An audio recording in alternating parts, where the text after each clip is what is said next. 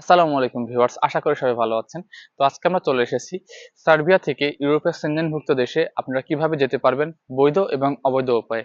তো তার আগেই বলে রাখি, যারা এখনো আমাদের চ্যানেলটি সাবস্ক্রাইব করেননি অতি দ্রুত সাবস্ক্রাইব করে রাখবেন এবং ভিডিওটি সম্পূর্ণ দেখবেন, তাহলে বুঝবেন বিস্তারিত আমি কি বোঝাতে চেয়েছি। আর আপনাদের কাছে একটি রিকোয়েস্ট, আমাদের চ্যানেলের অনেক সাবস্ক্রাইবার এবং ভিউয়ার্স সৌদি আরব, মালয়েশিয়া, দুবাই, কাতার থেকে দেখছেন। বাংলাদেশের বর্তমান পরিস্থিতির পরিপ্রেক্ষিতে আমরা আপনাদের কাছে আবেদন করব, আপনারা কোনোভাবে বর্তমানে দেশে বৈধ পথে রিমিটেন্স পাঠাবেন না। এটা আপনাদের কাছে হাত জোর করে অনুরোধ, কারণ এটা আমাদের দেশের ছাত্রদের পক্ষ থেকে আপনাদের জায়গা থেকে আপনারা যে যুদ্ধ করতে পারেন, চেষ্টা করতে পারেন দেশের দেশ সংস্কারের ক্ষেত্রে, সেটার একটি পরিচয়। তো চলুন মূল টপিকে ফিরে আসা যাক। তো সার্বিয়া থেকে ইউরোপের সেনজেনভুক্ত দেশ যেমন ইটালি, স্পেন, পর্তুগাল, ফ্রান্স, এসব জায়গায় যাওয়ার জন্য সাধারণত দুই ধরনের পথ থাকে, একটি হচ্ছে বৈধ, একটি হচ্ছে অবৈধ। আমরা প্রথমে বৈধ পথ নিয়ে আলোচনা করব। তো বৈধ পথে ইউরোপের সেনজেনভুক্ত দেশে যাওয়ার জন্য আপনাকে প্রথমে সার্বিয়া যেতে হবে। সার্বিয়া যাওয়ার পরে সেখানে মিনিমাম 1 থেকে 1.5 বছর কাজ করতে হবে এবং সার্বিয়ার টিআরসি কার্ডটি আপনাকে পেতে হবে। 1 থেকে 1.5 বছর কাজ করার পরে আপনি আপনার কোম্পানি থেকে এনওসি এবং যাবতীয় ডকুমেন্টের কথা বলবেন। তার আগে অবশ্যই আপনাকে একটি ওয়ার্ক পারমিটের ব্যবস্থা করতে হবে। আপনি যে দেশে যেতে ইচ্ছুক, অর্থাৎ সেনজেনভুক্ত দেশ যেমন ইটালি, ফ্রান্স, পর্তুগাল, স্পেন, এসব দেশে যাওয়ার জন্য আপনাকে সে দেশে প্রথমে একটি ওয়ার্ক পারমিটের ব্যবস্থা করতে হবে এবং আপনি যে কোম্পানিতে এখন কর্মরত আছেন সেই কোম্পানি থেকে এনওসি সহ যাবতীয় ডকুমেন্ট আপনাকে নিতে হবে। তারপরে আপনি সেই যে দেশে যেতে চাচ্ছেন সেই দেশের এম্বাসিতে আবেদন করবেন। নর্মাল ভাবে আপনি একটি অ্যাপয়েন্টমেন্ট নেবেন। অ্যাপয়েন্টমেন্ট নিয়ে ঠিক বাংলাদেশ থেকে যে প্রসেসে আপনি সার্বিয়াতে গিয়েছেন সেম প্রসেসে আপনাকে সার্বিয়া থেকে ইউরোপের সেনজেনভুক্ত দেশে শিফট হওয়ার চেষ্টা করতে হবে। এটি হচ্ছে বৈধ উপায়।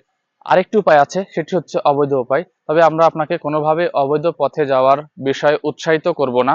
এ বিষয়ে আপনার সম্পূর্ণ নিজের সিদ্ধান্ত অনুযায়ী চলতে হবে। অবৈধ পথে যেতে হলে 3টি উপায় আছে।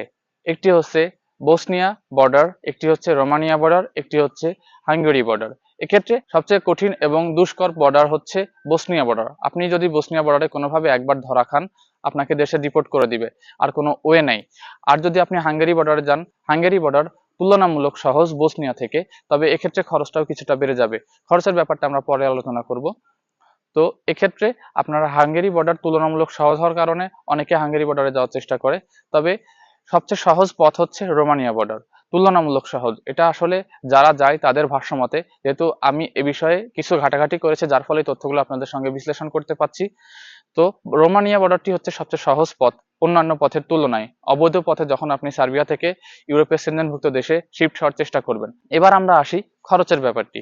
রোমানিয়া বর্ডারে যেহেতু সবচেয়ে সহজ তুলনামূলক, সেহেতু এখানে খরচের পরিমাণটা বেশি। প্রায় 4 থেকে 5 লক্ষ টাকা আপনার বাজেট থাকতে হবে বাংলাদেশি টাকায়।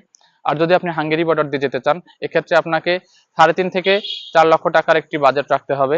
আর যদি আপনি বসনিয়া বর্ডার দিয়ে যেতে চান, তাহলে এক্ষেত্রে আপনাকে 2.5 থেকে 3 লক্ষ টাকা বাজেট রাখতে হবে। যদিও বাজেটের পরিমাণটা নির্ভর করে সবসময় সময়, পরিস্থিতি এবং আপনি কার মাধ্যমে যাচ্ছেন সে বিষয়ে। ওখানে যারা দালাল আছে তাদের সঙ্গে আলোচনা সাপেক্ষে এগুলোর রেট নির্ধারণ করা হয়। তবে এটা হচ্ছে একটা বেসিক ধারণা।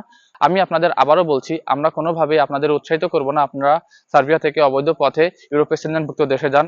এতে আমাদের দেশের ভাবমূর্তি নষ্ট হয়। তো আশা করি আপনারা বুঝতে পেরেছেন ইউরোপের সেনজেনভুক্ত দেশে যাওয়ার জন্য আপনারা সার্বিয়া থেকে কি কিভাবে প্রসেস করতে পারবেন এবং কি কিভাবে যেতে পারবেন।